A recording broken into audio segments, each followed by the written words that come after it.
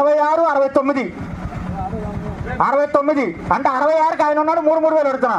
69, 69, 69 2,000 పెంచుకోండి. 68, 66,000 కొన్నారు. 68,000 కొన్నారు. 1,68,000కి 70, 1,70, 1,70, 1,60 ఎందుకున్నారు?